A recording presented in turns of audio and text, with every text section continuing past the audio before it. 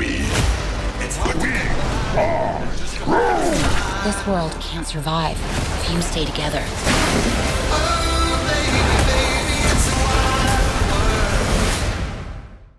All right, so hello. First of all, congratulations on concluding this fun, energetic, wildly entertaining Venom trilogy. I believe this to be the biggest Venom movie yet, and I think it was pretty awesome. Tom, as you prepare to say goodbye to these characters for now, it is a comic book movie. I feel like I have to say for now. Who do you think you'll miss playing most, Eddie or Venom? I'll miss them both. But I think Venom is probably the most bombastic of the two in some aspect. But I can't really play one without the other. I mean, I can, but I don't feel like I should. Yeah, did it feel like kind of serendipitous or bittersweet, sort of rounding up this trilogy after living with this character for so long? I don't know. I mean, it's been a best part of a decade that we've been working together, and like we've been through so much in that. Like I couldn't ask for more. Really. Yeah. Between what we've captured and you have on in the three movies that play, and all the material that we've gone through in drafts and the conversations that we've had and because. For me, the success of having three really cool like movies that I love is built on a pile of bodies of ideas and thoughts and extrapolations from the lore and stuff that you don't get to see. But I have the custodian of the memory, so it's been I don't think it's over in many aspects. It will live on with me. So it's. Kelly, this is the first one that you got to direct, so shout out to you for that one. And the directorial debut, which I think is awesome. Having lived with Venom for all three of these films, coming into this third one and knowing you were going to get to direct it, was there anything where you're like, okay, I'm directing this one, so I'm going to put this in a Venom movie finally because I have control? And what was that thing? No, definitely. This one for me was like, we're going big or we're going home. Like we are doing everything in this Venom movie. So it wasn't just one thing, but it was literally like, I really wanted to do a massive underwater sequence that had never been done before. Mainly because I could just put Tom in a tank for 2 weeks. I wanted Venom to dance, literally have his last dance.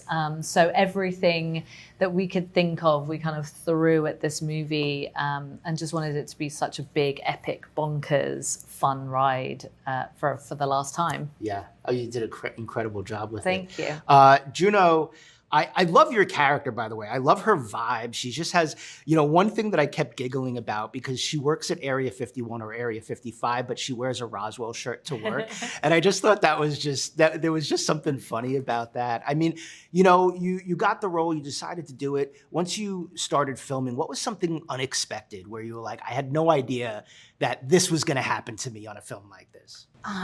Well, firstly, I think just to start off with, when Kelly reached out to me about it, I mean, the honor of being asked for something that matters so deeply to these two and what they have done with Eddie and Venom and how much I love the movies to begin with, just felt like a pinch me experience when it happened. It was like, oh my God, it's not just exciting because of the actual project itself, but because of what it means to these two. It felt like it was really an honor to be asked to be a part of it. And then I think arriving at work the first day and seeing that incredible set that was the lab that we got to work in, and things worked. Like, not all of that was CGI stuff.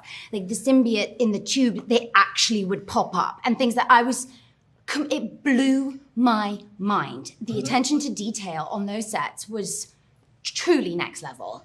And I think also, I don't know why I expected maybe it to be more kind of serious, but it was so much fun. And I know you said that from the get-go, like, we're gonna have fun. That's what I want you to come and have fun. But it was like, I haven't been a huge part in these sort of movies before, and I sort of imagined they would be stricter in some way. And it was just a delight, and getting to work with Chiwetel a lot, and Clark, and then also watching Tom, you doing your thing with Eddie and Venom is something truly magical. Because even when you can't see Venom there, you believe it entirely. And there were some moments where you were like, oh, oh no, he's talking to Venom right now. Not, I won't, sorry, I should. Yeah, it was like really, really cool to watch. And the whole experience is something I'm going to treasure forever.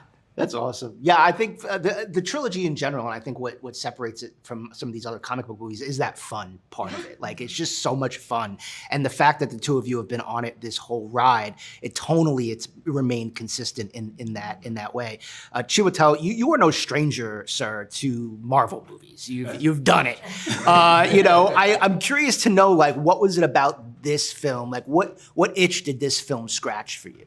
Well, I think just being a huge fan of the Venom films, and what Tom and Kelly have done with it. It's I think that's what's always been the appeal for the fans, is that it's based on this real amazing friendship, between Brock and Venom, and you're just so invested in their relationship, and it's quite rare to see that kind of dynamic played out in a superhero movie, and so. I think that's what everybody falls in love with. Where is their relationship going to go? How are they going to figure this all out? And so, like Juno was saying, it's just a real privilege to be kind of part of that, especially in this moment where it's, the last dance, where you're kind of, when all of that kind of emotion and passion is high, and you just, I was just very, very excited and privileged to be part of it, to join in. I love the symbiotes in this. There's many. When the first trailer released for this film, the Venom horse. If I can just tell you how many people dorked out on the Venom horse, I have to ask you a question about the Venom horse. And I mean, talk about filming those scenes. Like, what was that like? Because that was kind of a new element to this film.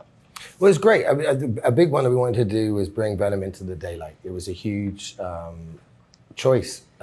We've seen him at night a lot, and obviously that adds a shed load of work onto the Moffat's and the guys at the VFX guys' table. But it was key that we the colours and the opulence and the fun and the sort of epic nature, the bombast of The Last Dance required Eddie and Venom to be out in the day. And in the desert, in Vegas, in these places that we visit. And the horse was, it was a brilliant, brilliant idea. I don't remember whose it was. Was it? It was yours? Okay. Okay. Go with that. No, it was a great idea, Kelly. And to see that horse do that speed, and the throwback actually to the first movie, I'm joking, it was Kelly's idea. And the throwback to the motorbike chase in San Francisco in the original, where Eddie gets taken for a hell of a ride off the hills, and the bike comes away from him, and Venom brings it back to the bike. To be replayed out on a horse was just that's such a lovely callback. I didn't spend any time on a horse because it was too big, the Venom horse. I spent a lot of time on a rig with a blue mattress over top of it, with a wind machine being shook up and down on a wire. But I imagine the ride. The ride was like thrilling. When you were like brainstorming these different, because there was like a Venom frog or lizard as well. Were there any other Venoms on the cutting room floor that you were like, oh, I wish we would have? There was a Venom eel that looked really cool that Carl Lindbergh designed. So he initially went fish, frog, eel.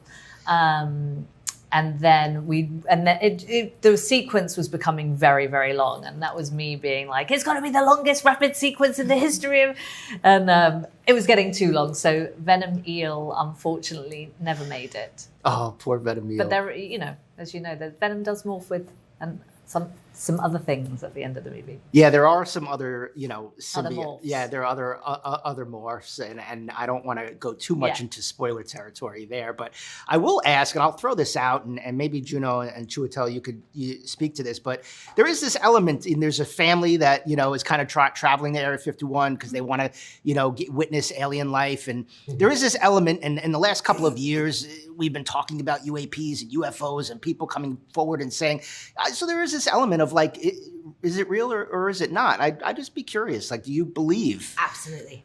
I fully do. And I watched so many alien documentaries in the lead up to this, which was the funnest research ever. And some of the stuff that you've, like, it is mind-blowing.